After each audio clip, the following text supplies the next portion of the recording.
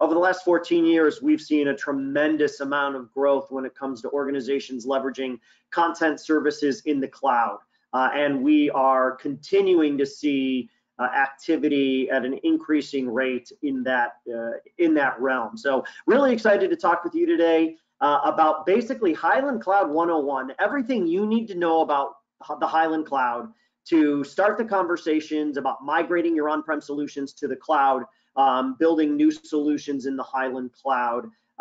All of that baseline information that can help you take back to other constituents in your organization what would be necessary in terms of making that decision to keep on pursuing the Hyland Cloud. And in doing so, you'd be an excellent company because we're seeing a tremendous amount of activity of folks leveraging the Hyland Cloud for their content services needs. So what do I want to talk about today? We're going to talk about Hyland Cloud 101, the basics, delve briefly into SaaS versus managed services, and talk about the different opportunities that are available to you there as well. And then provide you some insight on business continuity, disaster recovery, and compliance, as we see these being the largest reasons organizations are looking to move to a hosted solution because of the capabilities that third parties can provide in these areas. And then I want to close out our discussion today talking about migrations, talk to some of the case studies that we've seen with our migrations, and talk to some of the considerations you need to look at and some of the tools that you have at your disposal through your relationship with Naviance in order to pursue what a migration might look like for you. So let's jump right in. So why cloud? Why now? As I mentioned, we've been talking about cloud in Hyland for the last really since 2004, and in my tenure, I've been doing it for nearly 15 years. So we've seen this steady progression of organizations looking at the cloud over the years, and we've seen different drivers and different reasons as to why they're looking at the cloud. But also we want to marry that with the why now. The fact of the matter is, it's not just Hyland that is going cloud first, but we're seeing our customers and Naviance customers going cloud first, and not just in the area of their content services solutions, but also just across all their applications.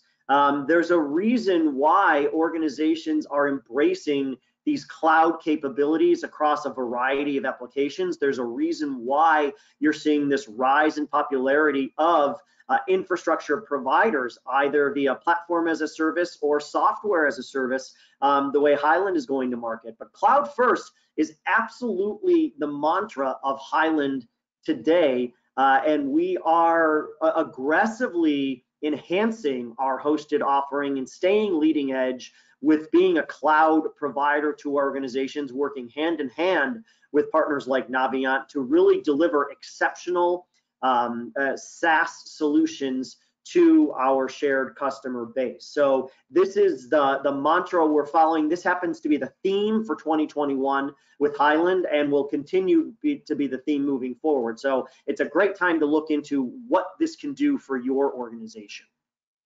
So when we talk about our cloud vision at Hyland, many of you have probably seen this slide before, but it really is about creating a world-class customer experience, providing our customers with not only the applications and the cloud computing capabilities, but also providing them with a state-of-the-art hosting platform on which to host those solutions. We're focused on rich, intuitive experiences on any browser, on any device, moving towards the Hyland Experience platform to be a repository agnostic type of platform that really provides solutions with simple and configurable tools, or customers with simple and configurable tools to build their solutions and integrate with a whole host of applications.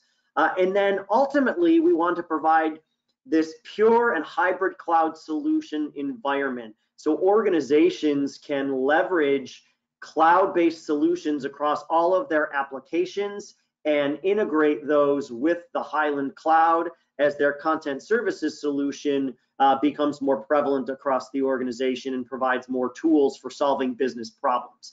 So it is this this cloud focus in this last item here that we're really focusing on when we talk about our cloud first solution or our cloud first focus at Hyland. And in order to do that, we need to focus on everything from the application to the processes to the hosted infrastructure. And that's exactly what we're doing today. You'd also be in very good company because 98% of organizations out there, based on a study from IDG, are either actively managing content in the cloud, piloting initiatives, or actively researching what the cloud can do for them.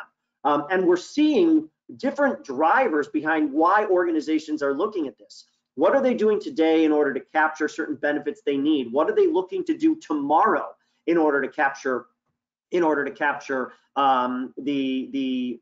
seamlessness and effectiveness of a hosted solution? And what we're seeing is some commonality around why organizations are moving to the cloud. Why are they taking the enterprise solutions, their content services solutions? And we're really seeing some common reasons. The first and foremost, disaster recovery being a primary drivers. A lot of organizations have a disaster recovery plan on paper. They have the thoughts of what would happen in the event of a disaster, but they've never truly tested it. Well, with a third party, they're able to understand that that disaster recovery plan is something that actually is being tested and vetted on a regular basis. They want to make sure that their data is available when and if they need it. There are specific cost savings associated with looking at a hosted solution. We see organizations who are able to leverage the hosting infrastructure ultimately for far less than what it would take them to replicate that type of environment on-prem. Items along the lines of incident response, security expertise, ultimately ending in expert access. 250 resources from cloud services at the end of this year will be living, eating, and breathing customer solutions in the Hyland Cloud. That's up from 160 resources today. We're going to grow by 50% over the course of the next year. So I would challenge you to identify which of these areas might work best for you when it comes to, or would provide the most benefit to you when it comes to looking at your content services solution in the cloud. So let's talk a little bit about 101. Again, essentially what this presentation is aimed to accomplish, to provide you the basics to go back and work with your organizations around what would make the most sense for a cloud solution. You'll see that we're positioned as a leader in Gartner's 2020 Magic Quadrant, Our growth has been very impressive over the last several years. 17 worldwide data centers, including a mix of co-located facilities as well as AWS instances to take advantage of different regional requirements. Been doing this for 16 plus years, and we're seeing a renewal rate of 98%. So 98% of our customers are seeing the value of that solution and renewing their subscription on an ongoing basis. And it's important to note here that that 2% not reflected is usually a function of attrition by customers being acquired and moving to different platforms. It's not a function of satisfaction with the service. 1,400 cloud customers currently hosting petabytes of data. It is not uncommon for us to be able to bring in back files of 10, 20, 50, even hundreds of terabytes of data, especially as we work with more enterprise level solutions. And then you'll also see the Cloud Security Alliance that you can look at to identify some of the typical security related questions around a hosted content services solution and what might be applicable to you as an organization. So what is the Hyland Cloud today? Today we're a private software as a service multi-instance solution. And we put in parentheses sometimes multi-tenant because we do have multi-tenant applications out there. ShareBase, for example, is a multi-tenant solution.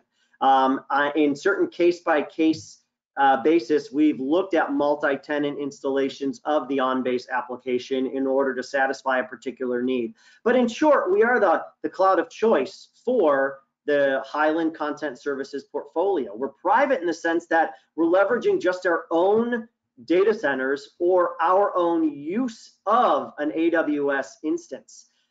We're not here to host any other applications, only applications hosted or offered by Hyland. We are a full SaaS solution in that we're bringing the value of the OnBase and the content solutions to our customers via that SaaS methodology, subscribing to that solution and having us host that on our environment, where all of those SaaS services are provided, and I'll get into those in just a moment. And then multi-instance in that every one of our customers receives their own dedicated, their own database, their own disk groups. There is no commingling of content. And we're seeing tremendous enthusiasm over this continued posture, because at the enterprise level and even outside that enterprise level, organizations like that they have their own disk groups, that they have that instance all their own, because it provides them some flexibility outright. For example, when they upgrade their solution, we're not forcing these mass upgrades on our customers. Customers upgrade at their election. So that's just one of the benefits of that multi-instance approach. So this is really the picture of what the Hyland Cloud is today. And we see some pretty typical questions that I wanted to be very upfront in addressing. So I hear Hyland is using AWS. I thought Hyland was a private cloud with its own data centers. Admittedly, for the last up until the last 2 years, we have been just leveraging our own co-located facilities. But as we look at different regional requirements and data sovereignty requirements, we've seen the need to expand it in different regions, and regions in which it doesn't necessarily make sense to launch a co-located data center. So we are leveraging AWS in key regions around the world. We've built that relationship with AWS because we see also our customers have a familiarity or a comfort with AWS, and they want to be able to leverage that relationship if they happen to be in a region where we don't have a co-located facility. But whether a solution is in our colo or in AWS, this service remains the same. So it's important to identify that we're not talking about a customer's instance of AWS, we're talking about Hyland's instance of AWS. So all of the same resources and cloud services, all of the same security, monitoring, operational enhancements, everything is the same regardless of a co-located facility or if it's in our AWS instance. And you'll see just where we are.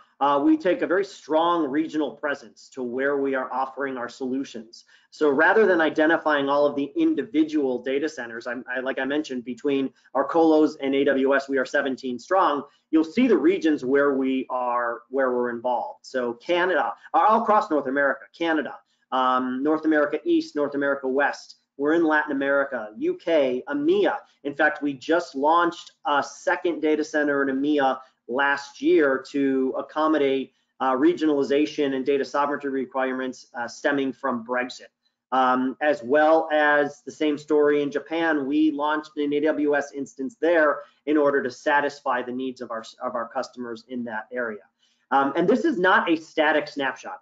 This will evolve and be dynamic based on the needs of our customers and the needs that our partners are presenting in order to satisfy their customer requirements. All of those data centers are ISO 27001 certified, SOC audited. By policy, we only leverage primary facilities that are tier 4, but tier 3, excuse me, but in practice, all of our primary facilities are tier 4 rated. So let's talk a little bit about SaaS and managed services. SaaS is what it is we're bringing to the table from Hyland Cloud. So this is just a snippet of services that we perform on behalf of our customers, on behalf of our partners. So with that expert, not only in the application, but also the hosting platform, we're able to identify what the appropriate infrastructure setup and taxonomy is for a particular solution, being it an AP solution or an enterprise-wide level solution. We're bringing to the table all of the disaster recovery and business continuity capabilities that I mentioned earlier, performing things like all of the test system refresh on your behalf, ensuring an N+ redundant and highly available solution to our customers that is focused on compliance, and security. So the penetration testing and vulnerability scans associated with ensuring a highly secure environment are managed and committed to contractually by Hyland Cloud Services. The patching is performed by GCS resources, as well as all of the monitoring, procurement of additional infrastructure in order to scale those solutions horizontally, as our solutions require a little more horsepower.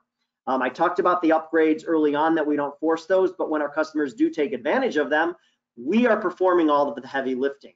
So our customers are involved in that when it comes to testing to ensure that that upgraded version is functioning properly, and that upgraded version will not be rolled into production until we have that authorization from our customers. And then last and not least is our security posture. We have an entire presentation dedicated to security that I'm not going to go into detail here, but we believe in a full defense in-depth security posture in order to address security at all levels of the environment, from the environmental security with the physical safeguards at the data centers, all the way down to the data layer, where we have all of the data encrypted at rest by default. So a lot of information available on that, and we can certainly get into that in more detail if you require. So what is the difference between SaaS and managed services? So SaaS refers to those services that I just discussed. Those services provided by cloud services resources, and it covers all of the maintenance and administration of the environment. Managed service refers to the services provided by Navient, by Hyland, to address all of the daily, weekly, monthly, annual activities associated with the health of the application and the health of the solution. So think outsourced system administration here, and it's a great opportunity to leverage additional resources from Navient to manage the solution on your behalf, or work with Navient and Hyland Global Services in order to bring that to the table. So it is certainly recommended and possible to have both the SaaS offering as well as a managed services piece, providing all of those solutions so you can ensure that your solution is managed seamlessly and effectively. The goal of the managed service is to help customers improve the investment that they've made in their technology. So especially at these enterprise level solutions, where we have elements of the application crossing departmental boundaries and really acting as a hub for a lot of activity that takes place organizationally, we want to make sure that you are leveraging that to the extent that you can to capture all of the benefits that are available to you through that application. And this is where Hyland and Navient can assist in any way, shape, or form. Different menus of services that are available from an outsourced system administration standpoint, and you can certainly talk further around what might be available for your organization, but I would highly recommend reaching out to your contact at Navient to talk about how this might be an opportunity for you. So let's talk a little bit about the business continuity, DR, and compliance nature of what it is we're providing through the Hyland Cloud. When we look at the availability of content, we like to boast about our 99.99% availability since our inception in 2004. Customers certainly appreciate knowing that their solution is available, that the platform is stable and reliable, and that they will have access to their data when they need it. 99.99% is across our entire platform, across all of our data centers. And again, we're very proud to be able to boast that, especially since we're replicating and we're leveraging that entire global footprint in terms of disaster recovery and availability of content in the event that there is something occurring at a primary facility, for example. Now, I think it's important to call out that 99.99% is where we've been averaging. If you look at the different service levels that are available, you see anywhere from 99.5 to 99.9% commitment on the uptime. These are simply the thresholds upon which the financial remedies come into play. So it's important to understand we're not just committing to 99.5% at Gold, for example, but that's just where the financial remedies would come into the come into play. And the same goes for the business continuity commitments of RPO and RTO, the recovery point objective and the recovery time objective. Yeah, at the high end, you'll see a 1 hour RPO and a 4 hour RTO. And typically these are acceptable by even our most rigid enterprise level customers based on the requirements they have internally. And I'm happy to boast that in our entire history, we have never breached a recovery point or a recovery time objective. Admittedly, the vast majority of customers are at that gold level. Our larger enterprise level customers typically gravitate to the double platinum level, but we are seeing a lot more activity and a lot more growth in that platinum service offering. So how many copies of customer data are stored? Well, each customer is provided 3 copies of data. 2 copies reside online and on separate hardware in that primary facility, with a 3rd copy residing online in a secondary data center. So in the event that there is a minor hiccup at the primary facility, we can fail over on a particular box seamlessly and transparently to you, the customer. If there happens to be a larger environmental disaster impacting the entirety of that primary facility, we leverage that 3rd copy in that secondary data center to restore that primary facility. Now, going back to that service levels slide that I mentioned just prior, at the double platinum level, that is where our customers benefit from a full warm failover at that secondary data center. So rather than leveraging that 3rd copy of content to restore the primary facility, double platinum customers would actually access, process, retrieve, and perform all of their content services activity directly in that secondary data center after Hyland would declare a failover exercise. And then those solutions would fail back to that primary facility at a time that's mutually agreeable between Hyland and the end user. So it makes a great deal of sense for our enterprise level solutions to have that warm failover, that warm standby available. How long are backups kept? This is an important piece to qualify because Hyland Cloud does not offer point-in-time backups. We rely on a replication philosophy. Our goal is not to be able to respond to a customer who says, I need to dial back to what my data looked like 6 months ago. If data is purged or deleted from the system, we are bound to respect that action across all copies of that data. Now, we do have safeguards in place. If there's an inadvertent purge or an inadvertent deletion of data, then we can certainly leverage the snapshots that we take over a 2-week period to restore that. But beyond that, it's very important that our customers understand we are a replication methodology rather than a backup. We do not want to be holding data that is not intended to be held, obviously for compliance purposes. Everything we do is tied to very rigid standards. So we operate according to policies that are based on ISO, HIPAA, and NIST guidelines, and we are regularly reviewing these to ensure that we're adhering to standards that are necessary across our customer base. In addition to the compliance of our data centers that I provided, it is important to understand what it is we're providing from a Hyland standpoint.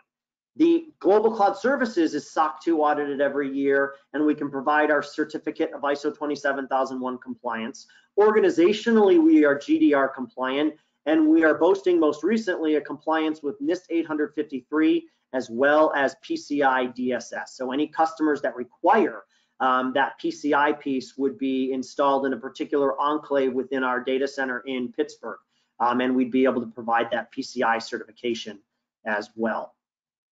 I mentioned already our focus on the Cloud Security Alliance. You could go to cloudsecurityyalliance.org and get more information on those certifications that I just mentioned, as well as a slew of industry information that you might need to provide to constituents internally. Aligned with all this, we regularly get a question of, is Hyland FedRAMP certified? FedRAMP is on Hyland's short and medium term planning horizon. In the short term, for FedRAMP purposes, our customers will reside in an AWS instance that is FedRAMP authorized at the moderate level while we go through the FedRAMP exercise of our application and of our processes from Hyland Cloud. So This is a long time coming and something that will be coming to fruition in the very near time frame for our customers who do require that stamp of FedRAMP certification. So let's wrap up the day today with talking about migrations. We are seeing a tremendous amount of activity from our customers who want to migrate their solutions to the cloud. There are some particular considerations that need to be recognized. First and foremost, our customers who are on an Oracle database would require a conversion to SQL before migrating. Naviant can certainly help with that in terms of a services engagement and make it seamless to migrate that solution to the cloud. It's also important to understand that in your hosted solution, you'll have encrypted disk groups and encrypted keywords, but you will have to revisit how your single sign-on and authentication is configured today. That will require some configuration changes, as well as if you are leveraging any external autofill keyword sets, those would need to be configured differently, similar to enhancement or upgrades of workflow timers, ingestion processes. But it's important to call out that integrations will still function in a cloud. They might just need to be configured a little differently.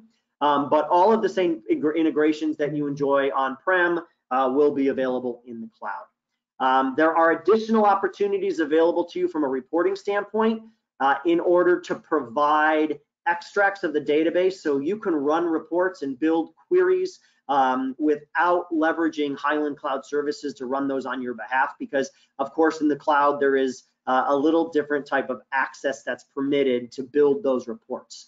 So I would certainly talk to Naviant about what is available to you in that regard.